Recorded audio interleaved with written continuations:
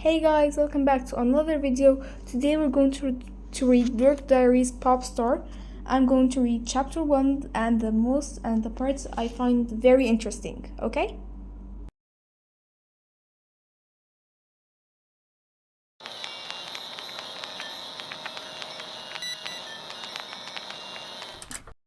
OMG. I think yesterday was probably the best day of my entire life. Not only did I have a fantastic time at the Halloween dance with my crush Brandon, but I think he might actually like me. Squee! But by like, I mean as a really good friend. Definitely not as a serious girlfriend or anything. I'm sure that would never happen in a million years. Why? Mostly because I'm the biggest dork in the entire school. And with 3 zits, 2 left feet, 1 cruddy social life, and 0 popularity, I'm not exactly the type of girl who will one day be crowned prom queen. But thanks to my wicked case of crushes, the slightly goofy, blissfully lovesick, shabby chick style I'm currently rocking would definitely put me in the running for Princess of the Dorks.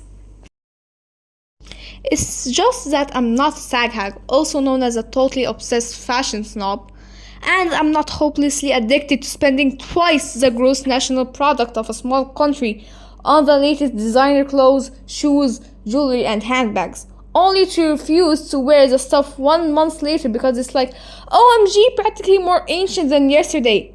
Unlike some people I know. People being shallow, self-centered girls like Mackenzie Hollister. Calling Mackenzie a mean girl is an understatement. She is a rattlesnake in pink plumping lip gloss and ankle boots. But I'm not intimidated by her. On anything or anything. Like, how juvenile would that be?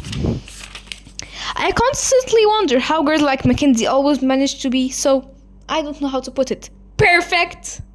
I wish I had something that could magically transform me into my perfect self. It would have the amazing power of Cinderella's fairy godmother, be easy to use, and be small enough to fit inside a purse or backpack. Something like, I don't know, maybe Maxwell's Enchanted Lip Gloss. My special lip gloss would make each and every girl look as beautiful on the outside as she is in the inside. How cool would that be? Average nice girl like me, before Enchanted Lip Gloss, we see a normal girl. After Enchanted Lip Gloss, you magically see my inner beauty. Average mean girl like Mackenzie, before Enchanted Lip Gloss, we see a popular girl in designer clothing. After Enchanted Lip Gloss, we magically see her inner beauty.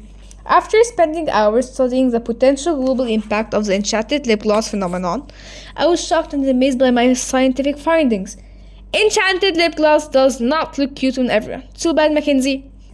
Anyway, I really hope Brandon calls me today. I would totally freak if he actually did, but I'm pretty sure he probably won't. Which, by the way, brings me to this very important question.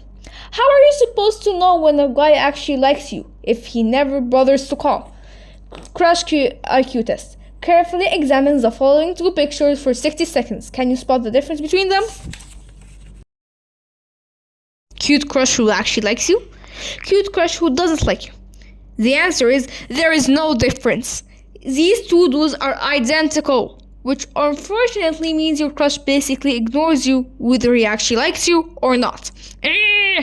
That was me tearing my hair out in frustration. Lucky for me, my BFF Chloe is an expert on guys and romance. She learned everything she knows from reading all the latest teen magazines and novels. And my BFF Zoe is a human Wikipedia and a self-help guru. She's basically a 14-year-old Dr. Phil in lip gloss and hoop earrings. The 3 of us are going to meet at the mall tomorrow to shop for jeans. I can't wait to talk to them about all this guy stuff because seriously, I don't have a clue. Saturday, November 2. Can someone please tell me why my life is so horrifically pathetic? Even when something finally goes right, something always goes terribly wrong.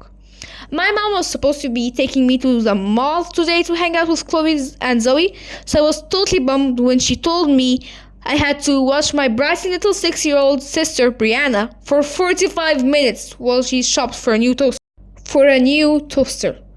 In spite of her cute little angelic face and pink sneakers, Brianna is actually a baby Tyrannosaurus Rex on steroids. There was no way I was going to hang out with my BFFs with her tagging along. So I told Chloe and Zoe I tried to meet up with them as soon as my mom finished shopping. I found a quiet, comfortable spot to chillax with my diary. Then I ordered Brianna to park her little butts right beside me on the bench and not move. Me watching Brianna. Sort of. I hadn't taken my eyes off Brianna for more than a minute or 2 or 5 when I discovered she'd climbed into the mall fountain to hunt for coins. Thank goodness that water was really shallow. Then I made the mistake of asking Brianna what the heck she was doing in that fountain. She put her hands on her hips and glared at me impatiently. Can't you see it's an emergency? A mean old witch has kidnapped Princess Sugarplum and Miss Penelope needs to get this money out of the water so we can buy a real live baby unicorn from the grocery store and fight to save the princess. Hey, you ask a silly question, you get a silly answer. I dragged her out of the fountain and made her toss back the big pile of coins she gathered. Of course, Brianna was super mad at me for ruining her little treasure hunt. So to distract her, I suggest we take a little stroll through the food court to try to find some free food samples to snack on. Yummy! That's when Brianna started nagging me to take her to her favorite kiddie pizza joint, Queasy Cheesy. I don't have the slightest idea why little kids love that place so much. It has these huge stuffed robotic animals that dance and sing off key. Personally, I think it's super creepy the way their eyes roll around in their heads, and their mouths are always out of sync with their voices. Maybe it's just me, but who would actually want to eat in a restaurant that has a 6-foot-tall, mangy-looking rat camping around? I don't care that it sings happy birthday and gives out free balloons. To me, the only thing scarier was that evil clown who used to live under my bed when I was really little. My parents always insisted he was just a figment of my imagination, but he was very real to me. OMG, I was absolutely terrified he'd grab my ankles and pull me under my bed and I'd be stuck there for like eternity. Thank goodness I'm older and more mature and not scared of silly childish stuff like evil clowns.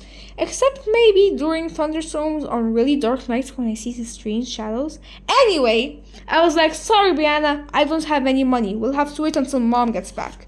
But I can't pay for it, Brianna whined, with my baby unicorn money from that magical fountain. I'm a rich people practically. I'm gonna go to Queasy Cheesy now.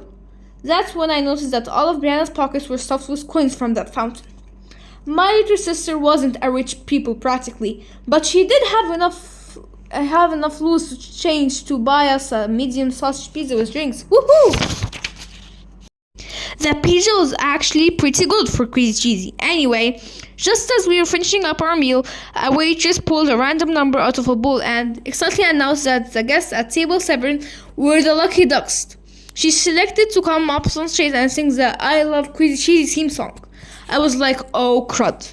Brianna and I were sitting at table 7. There was no way I was going to go up on that stage in front of all of those people to sing that stupid song. And I made that fact very clear to the nice waitress lady. Of course, that's when Brianna got an attitude about the whole thing. She actually threw a hissy fit right there in the restaurant and got this, you refuse to pay for our food. OMG, I've never been so embarrassed in my life. I totally panicked because all I had in my pocket was 39 cents and some lint. But the super scary part was that Brianna's silly little prank was going to land us both in jail. And yes, I'm aware that doing prison time is the latest fad for all those spoiled young celebs. You know the type, the infamous party girl, model / actress who manages to become both an icon and an ex-icon before her 21st birthday.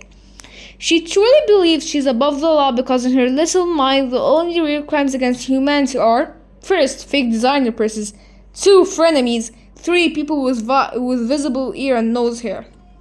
So out of sheer desperation, I did what I had to do, namely perform the I Love Queasy Cheesy song with Brianna so she could pay for our meal.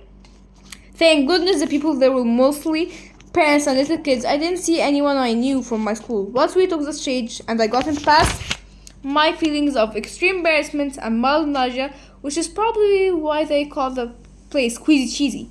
I had to admit the whole experience was actually kind of fun. The crowd seemed to love us, so Brianna and I really hammed it up. Me and Brianna totally rocking the stage. We were getting down with a few Beyonce dance moves and the audience was cheering us on. Then the most awful and shocking thing happened. Mackenzie Hollister, apparently she just arrived with her little sister Amanda and her BFF Jessica.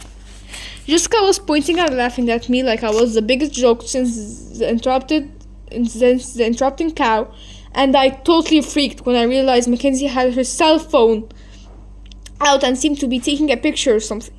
I grabbed Brianna and practically carried her off the stage. "No, let go of me!" Brianna screamed. "The song isn't even over yet. We have to throw kisses to the crowd and Brianna, it's time to go." I huffed, still out of breath. Mom is probably waiting for us back at the fountain. But before we made it to the door, Amanda rushed over and shoved a pen and napkin into Brianna's hand. "I've never met a real-life pop star before. Can I have your autograph?" she gushed. Brianna beamed. "Sure, you can have it for free, and I'll draw a picture of my real life baby unicorn too. I can ride him if I want to. He flies in the air." Amanda's eyes widened at the size of saucers. "You have a real baby unicorn? Can I see it?" I could not believe Brianna was lying like that. I gave her a dirty look and she stuck her tongue out at me. "Well, I don't have one just yet, but I'm gonna buy it from the grocery store as soon as my mom comes back with our new toaster. 'Cause guess what? Some idiot poured orange juice into our old one and it exploded and it blew up our house. Kaboom!" "Brianna, move it right now," I scolded. Actually, I was just trying to get out of here before Mackenzie came over, but no such luck. "OMG, Nikki! You were hilarious!" Mackenzie shrieked. You stank worse than the boys' locker room." "Yeah, it took a lot of guts to get up there and humiliate yourself in front of the entire world like that," Jessica snorted. I just rolled my eyes at both of them. I knew I wasn't a professional singer or dancer, but the crowd seemed to like us. And since when had Mackenzie and Jessica become experts on talent? Oh please, you two wouldn't recognize talent if it came up wearing a name tag. "Introduce yourself and slapped your face," I blurted out. Mackenzie and Jessica just glared at me. I think they were probably a little surprised because I was usually just ignore them or say stuff inside my head that no one else can hear but me. But there's only so much verbal abuse a person can take. And besides, I continued, there aren't more than 50 people in here. I wouldn't call that the entire world. "Well, it will be when I post this on YouTube," Mackenzie said, sneering as she waved her camera right in my face. "Nikki Maxwell, live at Queasy Cheesy, and you can thank me for launching your career as a not-so-talented pop star." Then Mackenzie and Jessica both laughed hysterically at her witty little joke. I just stood there stunned. Would Mackenzie actually do that to me? Something so sinister and so vile. Suddenly my stomach felt really sick again and started making gurgling sounds like that angry chocolate fountain at Mackenzie's party. Only it felt like I just eaten a dirty gum sock and then washed it down with a large glass of room temperature pickle juice. If I didn't get out of there fast, Mackenzie and Jessica was going to have a second video to post on YouTube. One of me barfing stale pizza and watered down fruit punch all over their $300 designer jeans. When we finally met up with Mom, she was surprised. I was so anxious to go home. I just told her I didn't feel so well and had decided to not go shopping with Chloe and Zoe after all. So now I'm in my bedroom writing about all this and trying not to freak out. Because if Mackenzie posts that Queasy Cheesy video on YouTube, OMG. Somebody please dial 911 because I'm going to die.